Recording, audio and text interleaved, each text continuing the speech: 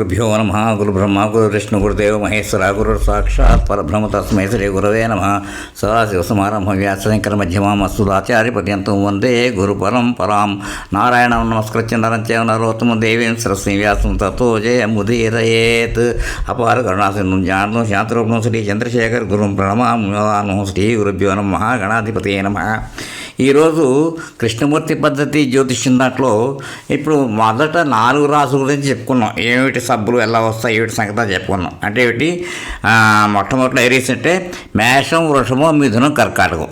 3 అంటే 3 కింద వెళ్ళగొట్టాం. అది 120 డిగ్రీస్ కవర్ అయింది. ఇప్పుడు 121 డిగ్రీస్ దగ్గర నుంచి స్టార్టింగ్ అనమాట మాకు చెప్పాలంటేను. ఇప్పుడు దీంట్లో కూడా ఏమిటంటే మనకి మేషరాశిలో ఏ రకంగా అయితే వచ్చిందో ఇందులో కూడా అదే డిస్ట్రిబ్యూషన్ ఉంటుంది.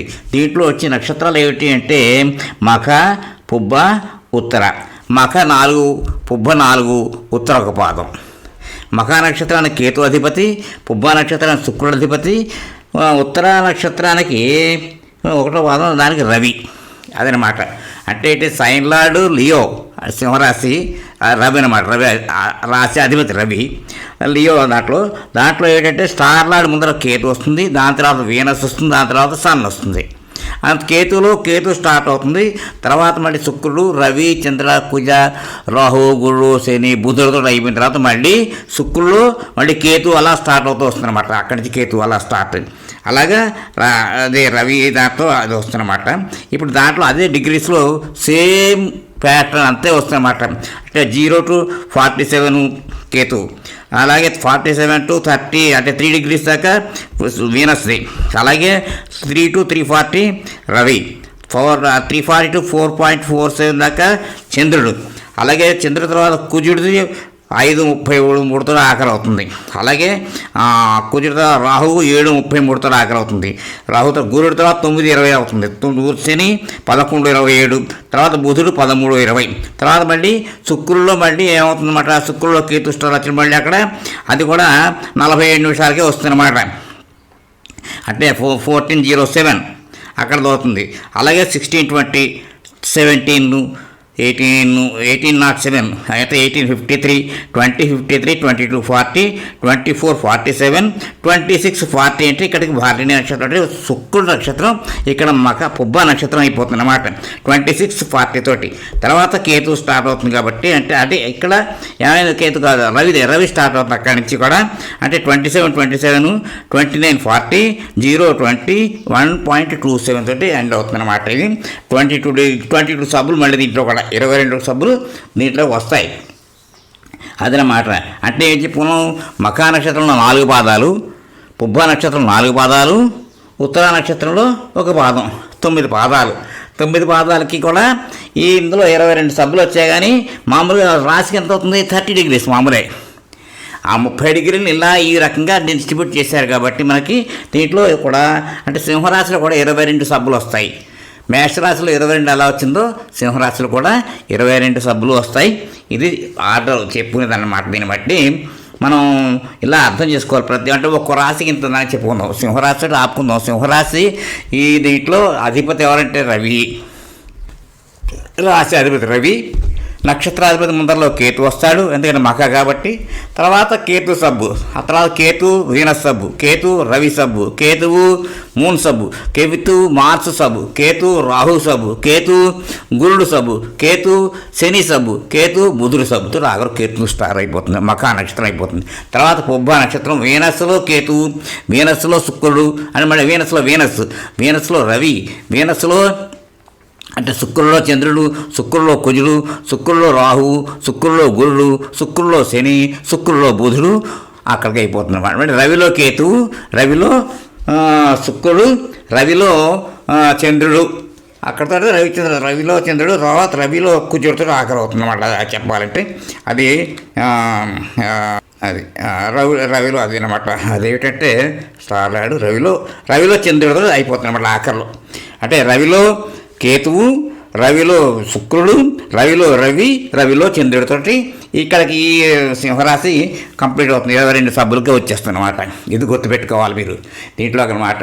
ఇప్పుడు అలాగే దాని తర్వాత మళ్ళీ సింహరాశి, కన్యారాశి అలాగే వస్తున్నాడు, వృషభ రాశిలో అలాగే, అలాగే తులారాశి, మిథునం, అలాగే వృశ్చిక రాశి, ఇక్కడ కర్కాటకం వల్ల అవుతుంది, అలా వస్తుంది అనమాట.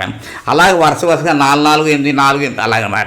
అది 30 డిగ్రీలు, 30 4, 30, 120 ప్లస్ 120, 240, మళ్ళీ 240 నుంచి 360 దాకా 120 డిగ్రీలు. ఇది ఈ యొక్క డిస్ట్రిబ్యూషన్ గుర్తుపెట్టుకున్నట్టయితే అంటే ఏమిటంటే సేమ్ సిమిలర్ అలాగే ఉంటుంది, మనకి దీనికి తేడా ఏం కనపడదు. కానీ చేసుకున్నప్పుడు మనకి ఏమిటంటే ఏ సబ్లో వచ్చింది తెలిసిపోతుంది అన్నమాట. కొంతమందికి బాగా బైహార్ట్ చేయగలుగుతారు, దానికి ప్రాబ్లం లేదు. కానీ అలాగా సిస్టమ్స్లో ఇప్పుడు డెవలప్ అయిపోతుంది కాబట్టి మనకి ఏ సబ్లో ఉందో చూసుకున్నట్లయితే ఈ సబ్లాడ్ యొక్క డిసైడింగ్ ఫ్యాక్టర్స్ మనకు బాగా ఆయన చేసింది, బాగా దాంట్లో చాలా పరిశోధన చేశారు కాబట్టి మనకి సబ్లాడ్ని బేస్ చేసిన కృష్ణమూర్తి పద్ధతి యాక్యురేట్గా రీడింగ్ రిజల్ట్స్ వస్తాయి, చెప్తుంది కూడా ఏం జరుగుతుంది. ఎందుకంటే అదే డిసైడింగ్ ఫ్యాక్టర్, అవుతుందా అవుతా అనే ప్రశ్నకి జవాబు ఇచ్చేది ఈ సబ్లాడ్ మాత్రమే. అంటే దీంట్లో ఏంటి కస్పల్ సబ్లాడ్ ఉంటుంది. ఇప్పుడు కస్ప్ అంటే ఏంటి, ఇప్పుడు దీంట్లో సింహరాశి అంటే దాంట్లో లియో దాంట్లో కస్ప్ అంటే అక్కడ 0 to 47, అది కాదు కస్ప్. సబ్లాడ్ ఎవరంటే కేతు, అక్కడ ఆ 47 మినిట్స్ దాకా అక్కడికి ఏదైతే ఉందో అది కేతు సబ్ అవుతుంది అనమాట. దాని తర్వాత వీనస్ సబ్ అవుతుంది. ఇవి గుర్తుపెట్టుకుంటూ ఉన్నట్టయితే వరుసగా మనకి దీంట్లో వీనస్, సన్ ఇలా వరుసగా వచ్చినట్టయితే అప్పుడు అంటే ఈ స్టార్లో ఉండి ఈ సబ్లో ఉంటే ఈ సబ్బులు ఈ మళ్ళీ డిపెండింగ్ ఆన్ ది స్టార్ చెప్తాం తర్వాత దాన్ని ఆ సిగ్నిఫికెటర్స్ దాంట్లో అది వచ్చినప్పుడు అది ప్రతి మ్యాటర్కి అవుతుందా అవుదా అనేది తెలిసిపోతుంది అన్నమాట. మనం మేషరాశులు ఏ రకంగా అయితే 4 రాశులకి 4, 30, 120 డిగ్రీలు చెప్పుకున్నాం, ఒక్కొక్క డిగ్రీ చెప్పుకున్నా అంటే ఎంత పడుతుంది సబ్బులు. ఇప్పుడు దీన్ని కూడా సింహరాశి ఇవాళ ప్రారంభించే సింహరాశి దీంతో ఇక్కడికి మొత్తం 30 డిగ్రీలకి చెప్పుకున్నాం. ఒక్కొక్కటి కేటే ఇలాగా మొట్టమొదటి కేతుతో స్టార్ట్ చేసి స్టార్, తర్వాత వీనస్ స్టార్ కంప్లీట్ అయిపోతే అంటే 8 పాదాలు అక్కడికి అయిపోయినాయి, 2 ఫుల్ స్టార్స్. తర్వాత మళ్ళీ మఖాపుబ్బ ఉత్తర నక్షత్రం రవి దాంతో ఒక పాదం అంటే 4 అక్కడ చంద్రుడితో ఆఖరి చేసాం అనమాట. రవిలో కేతు, రవిలో శుక్రుడు, రవిలో రవి, రవిలో చంద్రుడితోటి ఇక్కడికి 22 సబ్బులకి మనము ఇక్కడ దీంతో చెప్పుకోగలిగాం. ఇది 22 సబ్బులు వస్తుందన్నమాట సింహరాశికి కూడా, మేషరాశిలో లాగే. ఇది మనం గుర్తుపెట్టుకోవాలి. ఇక్కడితో ఏం చేద్దామంటే ఈ సింహరాశి గురించి చెప్పుకున్నది ఇక్కడితో ఆపేద్దాం, తర్వాత మళ్ళీ కంటిన్యూ చేద్దాం. అక్కడ దాకా మీరు ప్రయత్నాలు చేసుకుంటూ చదువుకుంటూ చూసుకుంటూ ఉండాలి మీరు కనీసం. అంటే ఎలా వచ్చింది అలా చెప్పింది ఒక్కసారి వింటూ ఉండండి, మళ్ళీ పాత ఎపిసోడ్స్ ఒకసారి వింటే మీకు దాంట్లో క్లారిటీ వస్తుందన్నమాట. అది మొదట్లో మనకి ఏంటంటే ఇప్పుడు ఒక్కటే గుర్తుపెట్టుకోవాలి. మొదట్లో మేషరాశిలో ఎలాగైతే కేతువు, శుక్రుడు, రవి వచ్చారు, సింహరాశిలో కూడా కేతువు, శుక్రుడు, రవి వస్తారు. అయితే ఏమిటి అధిపతులు స్టార్లు అనమాట, స్టార్ లార్డ్స్ అవుతున్నారు. అక్కడేమిటి అశ్విని, భరణి, కృత్తిక. ఇప్పుడంటే అశ్విని, ఇక్కడ మఖ, రెండు కూడా కేతు అధిపతులే. అశ్విని స్టార్కి కేతు అధిపతి, మఖ నక్షత్రానికి కూడా కేతు అధిపతి. అక్కడ భరణి, ఇక్కడ పుబ్బ, అక్కడ కృత్తిక, ఇక్కడ ఉత్తర. ఇది అన్నమాట గుర్తుపెట్టుకోసం ఒక్కో పాదం. అంటే అదే ఉంటుంది కానీ ఇక్కడ రాసులు నక్షత్రాలు తేడా ఉందన్నమాట. నక్షత్రం మాత్రం తేడా ఉంది కానీ మాత్రం అదే అధిపతులు మాత్రం అంటే దాన్ని బట్టి ప్రతి దాంట్లో 360 డిగ్రీల్లోకి ఒక్కొక్క స్టార్కి అంటే ఒక్కొక్క ప్లానెట్కి 3 స్టార్లు వచ్చాయన్నమాట. ఇప్పుడు కేతు విషయంలో చెప్తే 3 2గా చెప్పేస్తున్నాయి వాళ్ళతోటి. ఒకటి కేతు, అక్కడేమో అశ్విని, ఇక్కడ సింహరాశిలో మఖ, అక్కడ భరణి, ఇక్కడ పుబ్బ, అక్కడ కృత్తిక మొదటి పాదం, ఇక్కడ ఉత్తర 1వ పాదం. ఇదన్నమాట.